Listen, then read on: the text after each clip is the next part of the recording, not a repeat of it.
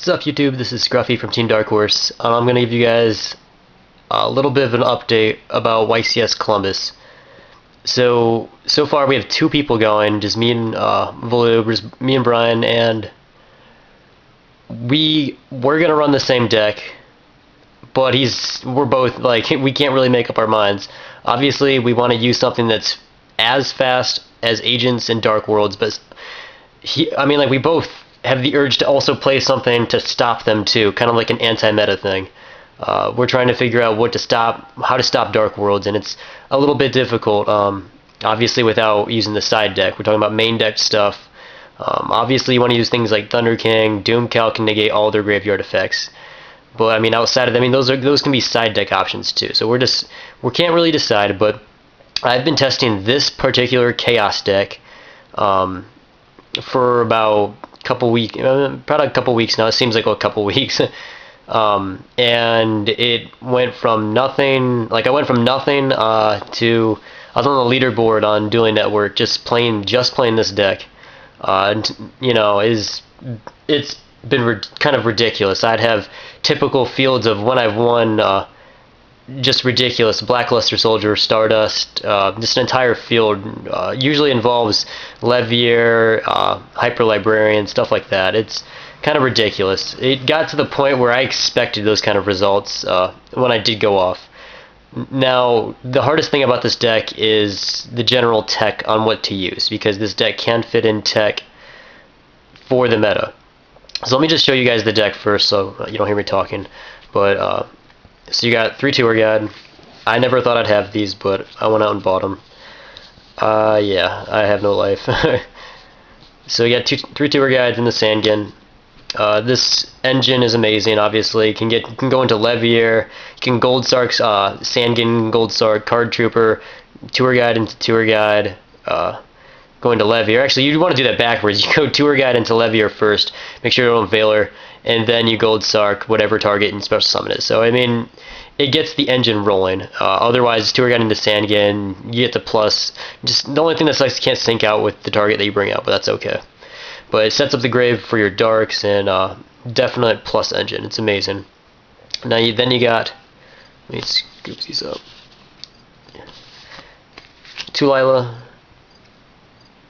2 Raikou. This is kind of like a mini Lightsworn engine. Get the graveyard rolling.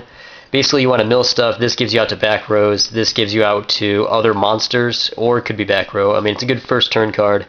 If you don't know what they're playing, Raikou gives you your out to Christia, which can be a problem, and other big cards. So this is the engine that gets stuff run. You can use Charge of the Light Brigade to search either of these, and I do play Solar Recharge, so I can Sandkin search into Raikou and then play my Solar Recharge to get some draw power, get some mill power, all that stuff. Sets up your graveyard for your lights and whatever you mill. So I found that engine to be really nice. Then you got your 2 Card Trooper. This sets up the grave pretty fast, gives you some more additional draw power. 1900 beater, so it can ram into Thunder King. You guys kind of know how this goes. It's also a debris target too. So again, stuff that speeds up the deck. And then you got the Plants engine, which is as good as it pretty much was last format. Just it slowed everyone down. So you got the Lone Fire, Dandy, Glow Up, Spore, Debris. You guys should know the Monster Reborn Lone Fire combo that can get you Shooting Star. I'm not suggesting to play Shooting Star, definitely not this format with Chaos and BLS. But, that engine sets up, if you can go Formula and get Stardust on the field, hey, you got pretty much adverse requirements right there. And if you've plussed off it as well, so it works out really good. Remember, Formula is a light. And then this card can go into whatever you guys need. Another play would be Foolish Dandy. Get your 2 tokens, summon Debris, bring out Dandy, and then you got instant terrestrial access. So keep that in mind. Alright, then we go into the tech that I'm playing right now. 2 Veilers and just 1 Max C. Why these cards? Obviously, these set up for BLS, and these kind of stop everything except for Dark Worlds. This does not stop Dark Worlds because their effects activate in the grave. But Max C can stop agents and all that stuff from going off. So, say they first turn Venus. You guys probably already know this play, but they first turn Venus. They pay. You say, okay, they can pay 500. You can say, okay, they paid the second 500, and on the second 500 you drop max C. So you're gonna get potentially a +1 off of it because they've already paid the requirements. So the first shine ball comes out, so then you draw your card, and then they got 2 shine balls already. So I mean, you might as well go into gotchi, and then you have to draw an additional card. So max C stops a lot of stuff. It stops the Tengu Hyper Librarian plays. You drop this, and now they really have to think about how hard they want to go for it, because you can plus off your ass if you just drop the max C. I did have 2 in here, and I didn't really get to like see how well it worked, but I just wanted to keep the deck at 40 cards. So max C just went down to 1. I do like these 3 cards though. Alright, then that was you know, the true monster lineup. Then we go into the boss monsters. You got your BLS, your 3 Chaos Sorcerers. Yeah, that might seem like a lot, but as you set up the grave really fast, and it gets to the point where you really want to top deck these things because of how fast the meta is. You need to see additional Chaos Sorcerer BLS a game. Yeah, it's your dad. This is usually is playable like literally most of the time, because if you do have more of your dark set up, you can just remove with Chaos, remove with BLS, and it's ridiculous. So by the way, special summon Chaos Orc, remove, say, I don't know, obviously Tour Guide, and then, you know, say you did Formula or something, you remove Lilo, whatever, then you summon Tour Guide, go into Levier, get out your Formula, or whatever, you know, if it is Formula, you can sync out with Stardust. I mean, you got a lot of plays with this. I love Tour Guide in this deck where you can remove so much, because if they Trishula, okay, you'll just, I mean, if you have the Tour Guide, you can Tour Guide into Levier and then kind of make up a new play to get out of that situation. I really like it. The deck seems to flow really well. And then you got Trag and your one Gores, or 1 Gores, 1 Trag. I don't know how I feel about 2 Trag, mostly because I don't own the second Trag, so I'm just gonna play 1. Not a problem so far. I haven't really been wishing I had 2 Trag, because it doesn't contribute to the flow of the deck other than being a dark, and it just kind of sits in your hands. It's not like you can summon it, but it's pretty good. So that's the monster lineup. It's 25 cards. We go into spells. You got 2 Gold Sarcophagus. Like I said before, you can Gold Sark something after Tour Guiding into Levier, and then you can go off. Usually, though, you Gold Sark the Dark Hole, because the Dark Hole is your out to anything they might do. If they plus off the field in those 2 turns, you can just play Dark Hole and boom. Or you can Gold Sark the monster for Tour Guide. I mean, you Gold Sark the Charged Light Brigade if you need the lights in the grave. Or you have Solar Recharge in hand, or Monster Born, or Gold Sark your other big cards like Monster Born, Heavy, and whatnot. You play Allure, because I'm pretty sure there's 10 darks. And I could be wrong, I didn't actually count it, but you got Gores, Trag, Triple Chaos, 3 Tour Guides, Sangan, Dark Armed. That's about 10, I think. So that's really good. Plus you can set up Levier. Charge Light Brigade, mills to the grave faster, gets you your light target for, I mean, if you need to get rid of back row, Lila, you know, it's all good. Solar Recharge really sets it up. These might seem odd in here, only playing 4 Lightsworn, but Sangan searches the Rykos, Charge searches the Lightsworn, Solar Recharge gives you the draw power you really do need to set up the grave.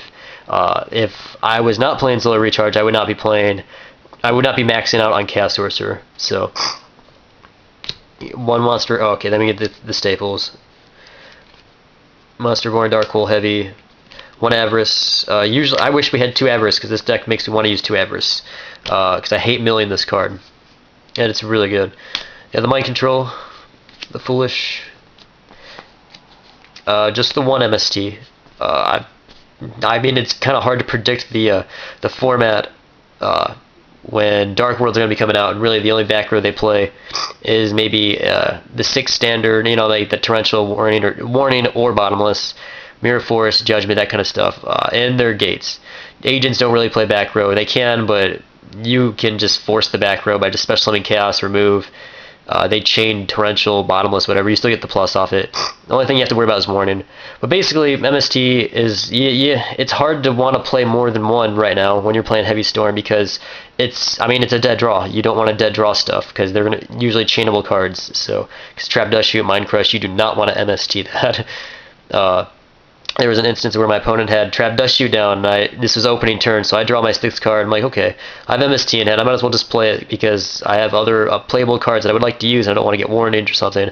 So I MST it, and they chain Trap Dust Shoot. So that's, I mean, that's a prime example of why you don't want to be playing more than one MST, because chainable traps, and usually there's just not a lot of back row. It's dead raw. 1 for 1. This is tech in the deck. I hate drawing into the planned engine because it's in my hand and I'm not milling it. So 1 for 1 gets it to the grave. The only thing you really have to worry about, I mean, yeah, it's a -1 if you're sounding like a dark or light or something. It's not like a dandy or glow up or spore, but basically you have to worry about max C, because if you pitch dandelion with 1 for 1, they're going to +2 off a max C, and then you'll have 2 tokens on the field and you haven't really made your play. So in a YCS setting, you have to worry about max C. This is going to be the card that gets centered out most of the time, if not all the time. And then this is the last card I'm playing is Book of Moon. This is definitely tech, but I like having that out to other huge cards. Say if I have a Stardust out and I'm trying to, I need to protect my cards. I mean, it's good to protect a Book of Moon with Stardust, because then you can get try to block your Stardust with your only out or whatever. I don't know. Basically, it's been working out. I like having it. I don't set it all the time because I'm afraid of MST, so I just keep it in hand.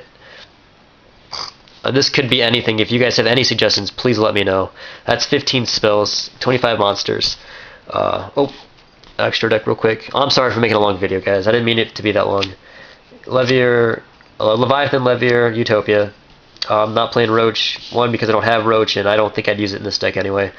Formula, Armory Arm, Catastor, Librarian. This sets up most of your huge plays. Bryonic, double Black Rose, because there's actually instances where I went into double Black Rose. Arcanite, because of Chaos Sorcerer and Glow Up. RDA, I like RDA right now, because mostly Gachi, because they'll have the other Shine Ball, Gachi. Yeah, it's kind of a bad example. I don't know. I can't think of a 15th card, guys, so just help me out. Stardust, Scrap Dragon, Trishula, and then you got your Scapegoat tokens. So that's the deck, guys. This is most likely what I'm bringing to YCS Columbus. We'll be going there, hopefully make some money. That's kind of the big thing I'm going to do while I'm there. I'm not selling my tour guides or anything, so I'll still be able to make these fun decks.